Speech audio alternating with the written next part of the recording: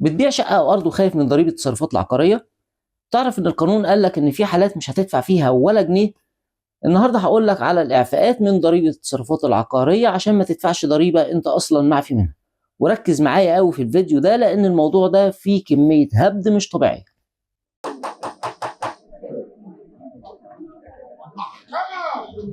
السلام عليكم، أنا علي بدر المحامي وده برنامج المستشار. لو أنت أول مرة بتشوف البرنامج عبارة عن معلومة قانونية جديدة بتهم عدد كبير جدا من الناس في المجتمع المصري مع كل حلقة جديدة. بداية كده، ضريبة التصرفات العقارية قيمتها 2.5% من قيمة التصرف، وده بصريح نص المادة 42 من القانون 91 لسنة 2005 والمعدل بالقانون رقم 158 لسنة 2018. ونبدأ موضوع حلقتنا وهي حالات الإعفاء. وأما عن الحالة الأولى فهي حالة الإعفاء المكاني.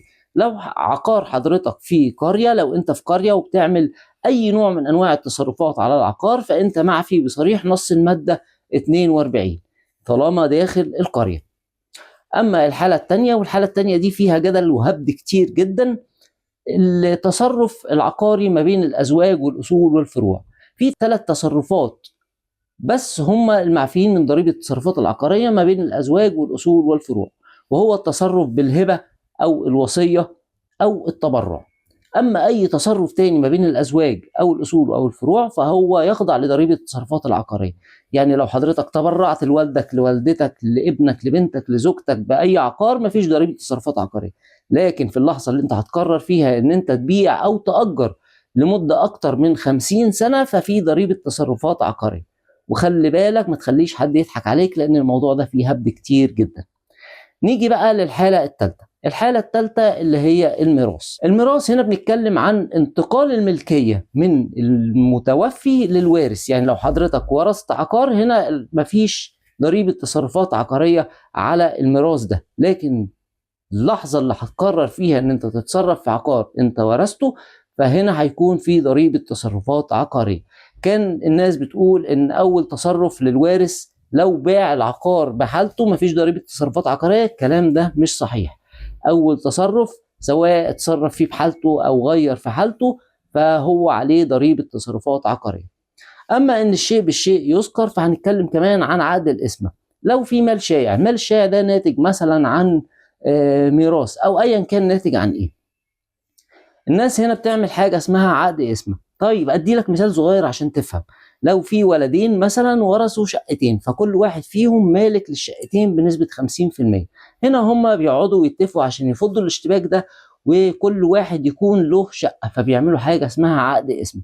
عقد القسمه ده هو كاشف للملكيه وليس ناقل للملكيه، يعني ما يعتبرش تصرف ناقل للملكية، وعليه فهو معفي من ضريبة التصرفات العقارية، وده استنادا لنص المادة 9 من قانون الشهر العقاري. الحالة الرابعة وهي تقرير حق عيني أو إيجار على عقار لمدة لا تزيد عن 50 سنة. يعني لو حضرتك عندك شقة وبتأجرها والمدة ما زادتش عن 50 سنة فهنا حضرتك ده ما يعتبرش تصرف عقاري ومعفي من ضريبة التصرفات العقارية.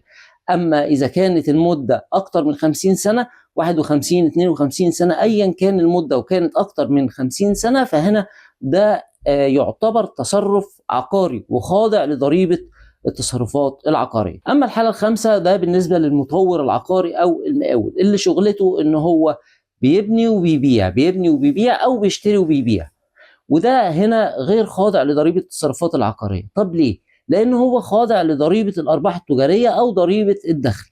هو بيدفع ضريبة دخل لأن ده شغله اللي بيتكسب منه، فما ينفعش إن أنا أخضعه لضريبة دخل وفي نفس الوقت أخضعه لضريبة تصرفات عقارية، وده منعا لازدواج الضريبة. أما الحالة السادسة فهي تقديم العقار كحصة عينية في رأس مال الشركات المساهمة بشرط إن الأسهم المقابلة ليه لا يتم التصرف فيها خلال 5 سنوات. أما عن الحالة السابعة فهي البيوع الجبرية والتبرع للدولة. لو العقار بتاعك بيتباع في مزاد علني وده بأمر محكمة أو بناء على حجز إداري فمفيش ضريبة تصرفات عقارية. كمان لو أنت بتتبرع للدولة أو للحكومة أو لمشروع ذات نفع عام بالعقار بتاعك فبرضو التصرف ده لا يوجد عليه ولا يستحق عليه ضريبة تصرفات عقارية. الحالة الثامنة من حالات الإعفاء وهي مفاجأة الحلقة. وهي ان انت تصرفت تصرف عقاري يستحق عليه ضريبه عقاريه، لكن التصرف ده عدى عليه 5 سنين والضرايب ما عبرتكش ولا بعتت لك اختار ولا بعتت لك اي حاجه. هنا ضريبه التصرفات العقاريه بتسقط عنك بالتقادم الخمسي، بشرط ان هو يكون مفيش تهرب ضريبي، لان لو في تهرب ضريبي المده هنا بتزيد ل10 سنين، وده طبقا لنص الماده 174 من القانون 91 لسنه 2005. في النهايه ضريبه التصرفات العقاريه موضوع فيه كلام كتير جدا، وللاسف فيه هبد اكتر. عشان كده النهارده انا جيت اقول لك على الحالات المعفاه من ضريبه التصرفات العقاريه. وخد بالك، لان انت لو ما دفعتش ضريبه تصرفات عقاريه مستحق عليك، انت بيستحق عليك مقابل تاخير او غرامات تاخير. لو انت مش عارف حالتك معفاه ولا لا، اكتب لي في الكومنت وهرد عليك. لو عجبتك الحلقه استفدت منها، اعمل لايك للفيديو وشير كمان عشان غيرك يستفيد. وسلام.